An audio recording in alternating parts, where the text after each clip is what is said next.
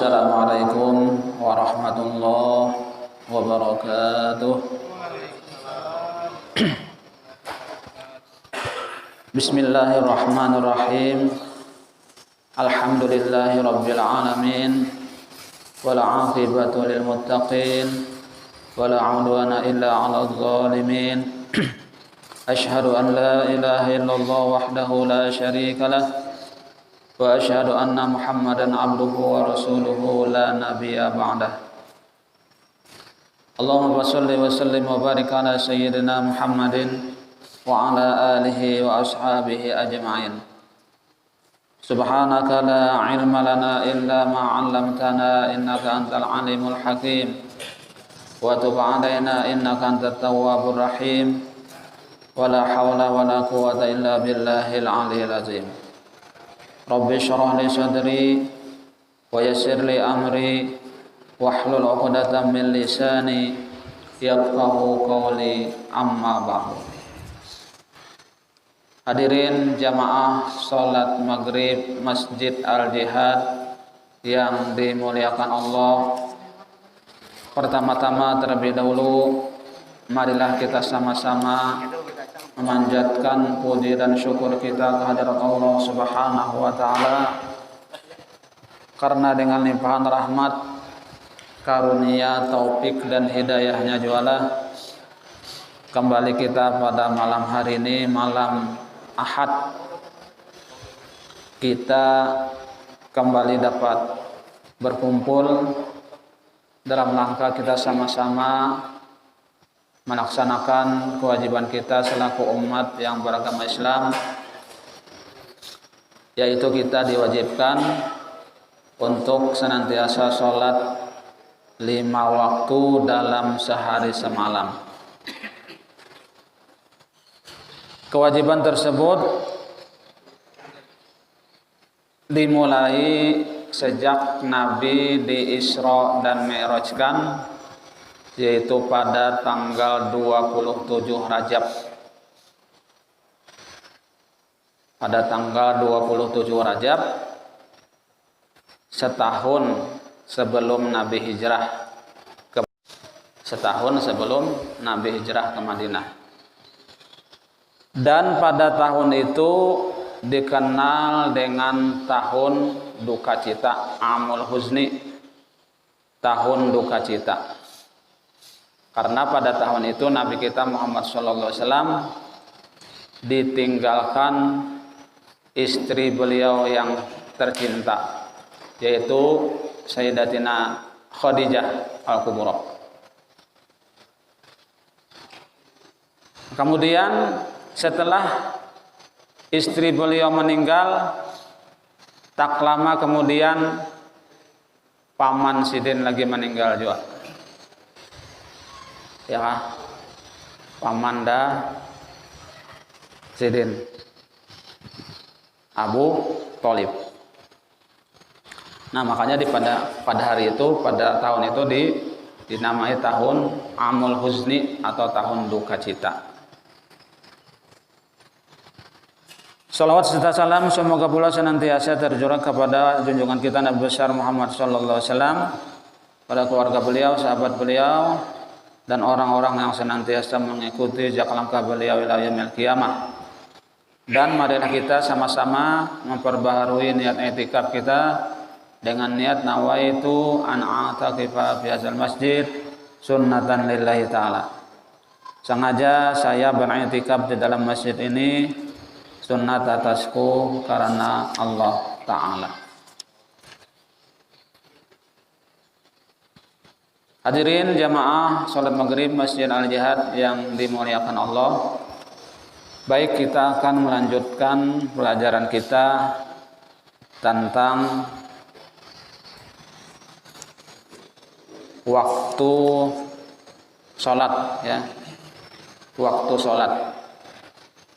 Kemarin sudah dibicarakan tentang kewajiban sholat yang dimulai pada tanggal 27 Rajab, ya.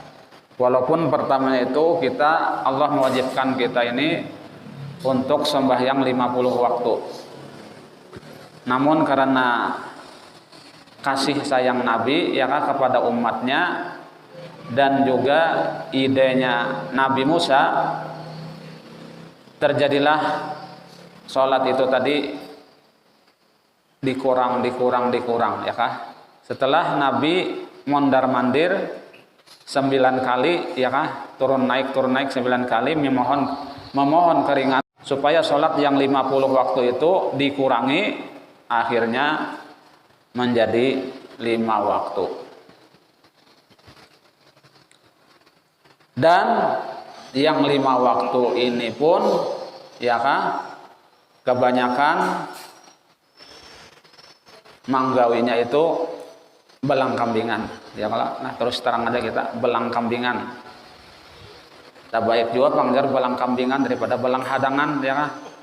Memang hadangan karena lalu belangnya, kambing itu kan bebalang masih hanya aja ya kah, racap balang masih ya kah. Namun sudah belang hadangan, nah ya namanya belang hadangan lah. Pas saja Nabi Musa tuh memprediksi ya kah, ujar Nabi Musa, kenapa umatmu tuh Muhammad orangnya kecil-kecil, halus, kada kawa sebanyak itu. Umatku aja orangnya ganal-ganal ya kah, besar-besar. Ya terbanyak yang kada kawa juga, walaupun nabi-nabi dahulu itu cuma sewaktu aja ya kah. Nabi Adam waktu subuh aja ya kah. Itu kan kada kawa banyak, apalagi yang 5.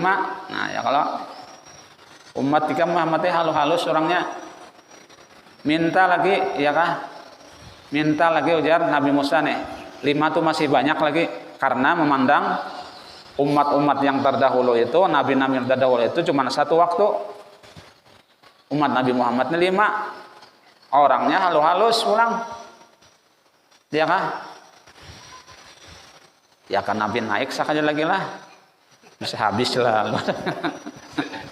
Soalnya 5 sekali kurang. Ya kak, parah lah gue. Nah, kemudian kita melanjutkan tentang waktu sholat lah. Yang pertama waktu sholat zuhur. Waktu sholat zuhur itu terbagi kepada 6 waktu. Waktu sholat zuhur terbagi kepada 6 waktu. 1 waktu fadilah, yaitu awalnya, waktu yang utama udah kita, yaitu permulaan waktunya, permulaan waktu ya kan. Nah jadi kapan permulaan waktunya? Yaitu setelah matahari itu gelincir ke arah barat, gelincirnya ke arah barat, condong di kita ke arah barat. Jadi itu di jalan lah berdiri, kalau pas dia tengah-tengah itu ya kan, pas di tengah-tengah khatulistiwa, pas di tengah-tengah matahari itu. Nah jadi ambayang kita tuh pas juga di kada ke kanan kada ke kiri ya kalau. Nah setelah condong sedikit ke barat ya kan, gelincir, nah itulah sudah waktu zuhur. Nah di situ yang waktunya paling utama aja sih, paling abdol, waktu fadilah. Yang kedua waktu zawaj, waktu jawaz, yaitu hingga tinggal sekedar dapat menyelesaikan sholat. Itu waktu jawaz sebenarnya. Waktu jawaz ya kan, sekedar dapat menyelesaikan sholat. Ya kayak ibaratan itu ya sekitar 10 menit lagi habis waktu, habis sholat, habis waktunya. Nah itu waktu jawaz. Itu yang kedua. Kemudian yang ketiga waktu hurmah. Waktu hurmah, yaitu akhir waktu yang tidak sempat lagi menyelesaikan sholat seluruhnya dalam waktunya. Ini waktu hurmah karena ya kah, sempat 1 rakaat aja habis waktunya, atau misalnya 2 rakaat aja sempat ya kah, azan orang asar. Nah ini waktu hurmah karena. Dinamakan waktu itu waktu hurmah karena haram melambatkan sholat sampai waktu tidak dapat diselesaikan sholat di dalam waktunya. Sampai-sampai sholat itu tadi kada sampat habis waktunya. Kejadian kena ya kah? Kena dulu kareh hello. Akhirnya 2 rakaat aja sampat azan orang asar. Nah, kada sampat ngaranya. Waktu hurmah ngaranya itu. Yang keempat, waktu darurat, yaitu hilang penghalang dari segala penghalang yang akan dibahas ya kan. Waktu hanya tinggal lagi sekedar mengangkat takbiratul ihram. Nah, jadi waktu yang keempat ini adalah waktu darurat, yaitu hilang penghalang di sini dari segala penghalang. Sekedar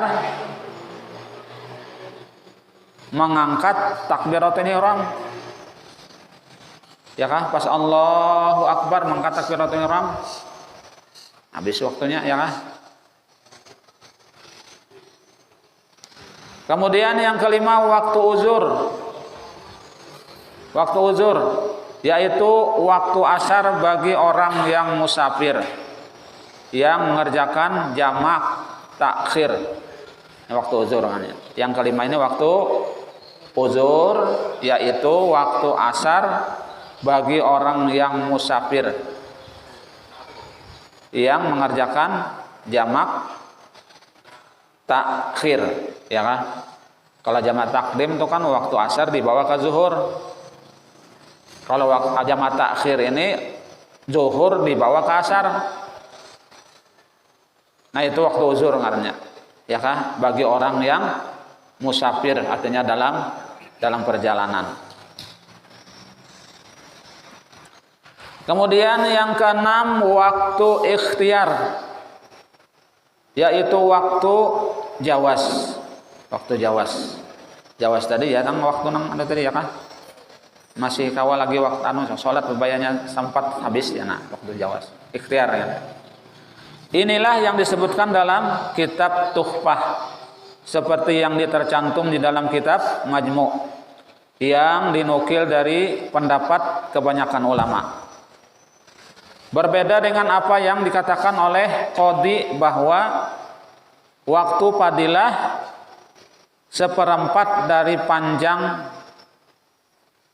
bandanya. Waktu fadilah seperempat dari panjang bandanya. Itu waktu fadilah. Ya kan?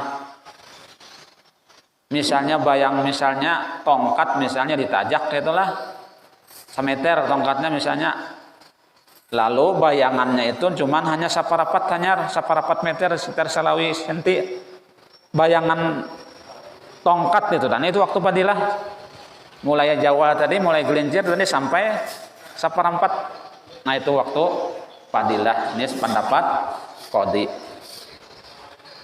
mengatakan itu ya kah? Jadi hanya saparapat panjang itu nah. Bayang-bayangan tongkat tadi, tongkat kan semeter, tajak di tanah, lalu bayangannya itu hanya saparapat aja itu ya, salawi ya kah? Salawi senti panjangnya bayangan tadi, matahari ke barat. Nah, itu waktu fadilah. Dan sesudah itu waktu ikhtiar. Dan sesudah itu waktu ikhtiar sampai dengan bayangan sesuatu setengah dari panjang bandanya. Nah, waktu ikhtiar setelah 25 cm panjang bayangan tadi sampai 50 cm bayangan itu tadi ya kah, dari yang semeter tadi. Nah, itu waktu ikhtiar. Ini pendapat Qadhi ini ya kah, waktu ikhtiar namanya. Dan sesudah itu waktu jawas hingga akhir waktu. Setelah 50 meter panjang tadi, tongkat tadi yang semeter 50 meter bayangannya sudah. Setelah itu tuh, nah itu waktu jawas sebenarnya. Ya kan? Sampai bayangan itu semeter sama, nah itu berarti habis waktu zuhur sudah. Ambas lewas pada itu semeter, nah waktu asar ya lagi. Nah, itu orang bahari itu kayak itu aja mengukur waktu ya kan? Kayak itu aja mau ukur waktu tadi. Nah, lain kan kita ini zaman canggih sudah ya kah? Zaman canggih sudah. Pada terpakai lagi jam tangan, ya kah? Jam di HP sudah. Nah, ya kalau banyak benar jam digital, jam macam-macam. Ada bahari orang jam jidar ya kah? Jam matahari. Syekh Ibnu Hajar berkata di dalam kitabnya Syarah Bab yang dipegangi yaitu pendapat yang disebutkan di dalam kitab Majmu'. Kemudian yang kedua waktu asar. Awal waktu asar ialah mengiringi akhir waktu zuhur.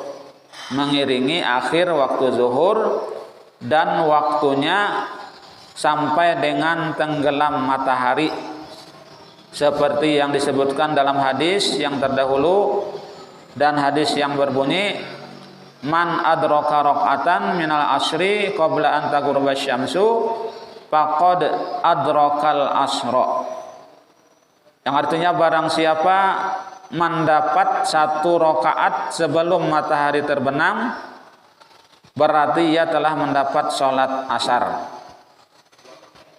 Sarakaat saja ya kah? Bahasa rakaat tuh habis tenggelam matahari berarti jar masih dapat waktu asar.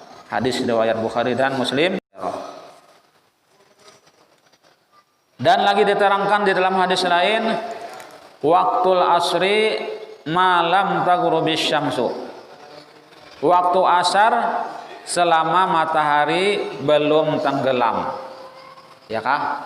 Setelah bayang-bayang tadi lebih daripada asalnya, misalnya semeter tadilah, tongkat tadi dijajak semeter, atau misalnya badan kita nih berdiri, berapa panjang kita? 165 misal.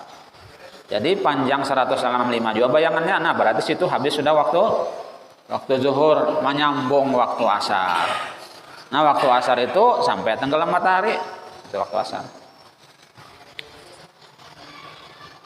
Waktu ikhtiar dalam waktu asar dari waktu sampai dengan bayangannya sesuatu 2 kali panjangnya.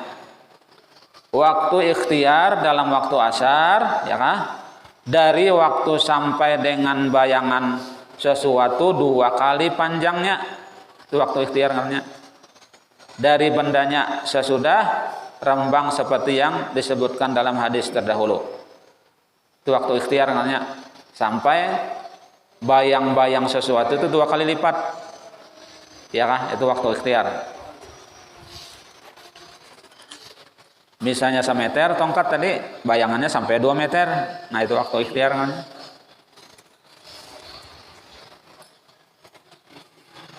Jibril berkata di dalam hadis yang terdahulu, kalau dihubungkan dengan waktu asar, waktu yaitu barang yang diantara 2 waktu ini dan diperkirakan itulah waktu ikhtiar. Waktu asar terbagi kepada 7 waktu. Ya, waktu asar ini terbagi kepada 7 waktu. Kalau zuhur tadi 6, asar 7 waktu. 1 waktu fadilah, yaitu awal waktunya. Waktu fadilah, waktu yang lebih paling afdol, itu awal waktunya. Ya kah? Awal waktunya tadi mulai orang azan tuh bang, menasawih inilah. Tapi bahari itu mulai sudah bayangan itu lebih daripada asalnya. Nah itu sudah waktu asar sampai mulai sudah ya kan.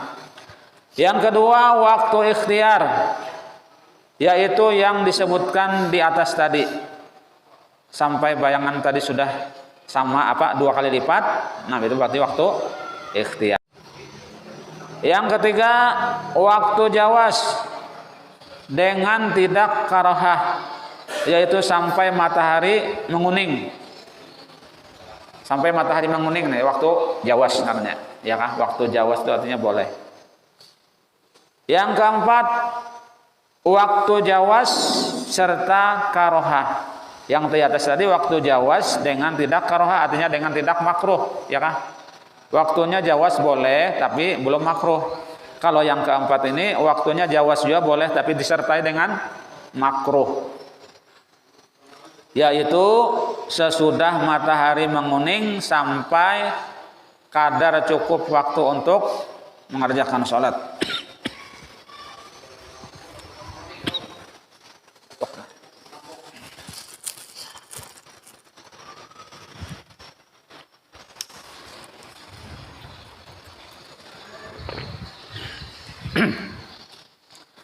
Kemudian yang kelima, waktu hurmah, yaitu kadar waktu tidak cukup lagi mengerjakan sholat dalam waktunya. Itu waktu hurmah karena kada kawal kada sempat lagi mengerjakan sholat di dalam waktu tadi, ya kah?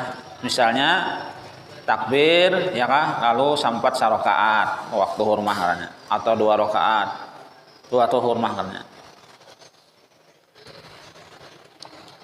Yang keenam, waktu uzur. Waktu uzur, yaitu waktu zuhur bagi orang yang musafir. Itu waktu uzur kan ya kan? Waktu uzur yaitu waktu zuhur bagi orang yang musafir yang mengerjakan jamak takdim. Jadi waktu uzur ini misalnya orang dalam pelayaran atau dalam perjalanan, lalu ini menjamak sholat. Sholatnya dijamak, ya kah? Sholat zuhur dan asar jadi satu waktunya. Lalu zuhur dulu, misalnya 4 rakaat, ini misalnya tamam lah. Ini orang dalam perjalanan, ya kah? Sampai waktu zuhur, misalnya mulai di sini lah, mulai di sini misalnya jalan kurun, sampai kuala kurun itu singgah di warung kan, ada di warung Ngamuntai itulah. Nah pas waktu zuhur misalnya, lalu sembahyang zuhur, ya kah? Misalnya 4 rakaat juga sembahyang zuhur, habis sembahyang zuhur, baniat manjamat nih, lalu sembahyang asar pulang, 4 rakaat juga. Misalnya tamam, atau misalnya jamalon kosor, ya kah? Jamak kosor, sembahyang zuhur tadi 2 rakaat, sembahyang asar 2 rakaat juga. Nah itu jamak kosor namanya, ya kah? Manjamak lawan mangkosor. Jadi yang sholat yang 4 rakaat itu jamak dikosor jadi 2, ya kah? 2 rakaat ya. Lawan jamaknya lagi, ya kah? Asar sembahyang di situ. Jadi sembahyang zuhur 2 rakaat, salam, habis itu sembahyang asar 2 rakaat, salam, selesai. Kadang mengganang lagi kita di perjalanan, ya kah? Sampai Palangkaraya kena jam 5. Baru maghrib lagi, ya kah? Sampai sudah. Itu misal jalan urun, ya kan? Namun jalan Banjar bang, ya. Kalau sebenarnya sampai, ya kan? Atau jalan buntok, nah itu balanggar waktu macam-macam. Segala maghrib isya di jalan, ya kan? Nah, biasa maghrib tuh di buntok situ hanya, ya kan? Nah isya lebih hanya sampai ke Palangkaraya. Itu misal di dalam perjalanan. Itu waktu uzur namanya, ya lah. Yang keenam tadi. Kemudian yang ketujuh, waktu darurat, yaitu waktu yang telah dibicarakan pada bagian waktu zuhur. Waktu darurat tadi, ya kan? Apa tadi? Waktu darurat yaitu sekadar mengangkat takbiratul ihram aja, ya kan? Waktunya waktu darurat tadi. Sekedar mengangkat takbiratul ihram, bas Allahu Akbar, habis waktunya. Nah, itu darurat ternyata. Nah, kemudian berikutnya waktu maghrib. Awal waktunya maghrib itu mengiringi tenggelam matahari. Dan diketahui tenggelam matahari di laut atau di tempat lain dengan melihatnya sekalipun hanya tinggal cahayanya, ya kah? Tinggal cahayanya lagi. Dan diketahui tenggelam matahari bagi yang tinggal di kampung dan di ladang dengan adanya cahaya kuning. Dengan hilangnya cahaya kuning yang kelihatannya pada hubungan rumah ya kan, dan waktunya sampai hilang mega. Jadi bila sudah kuning cahayanya ya kan, matahari itu kan tenggelam ya sudah ya kan, tenggelam sudah. Nah itulah waktu maghrib sampai cahaya yang merah itu di tepi langit hilang ya, sampai hilang cahaya mata yang merah-merah itu hilang di langit. Nah habis itu waktunya.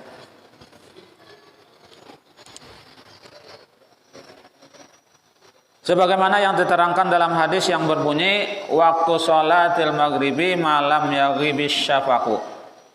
Artinya waktu sholat maghrib selama belum hilang mega merah. Ya kah? Kelihatan pinama merah rajin ya kah di langit tuh. Bila sudah hilang yang merah itu, nah itu berarti waktu maghrib itu sudah habis. Kalau masih merah, nah itulah waktu maghrib ya kah?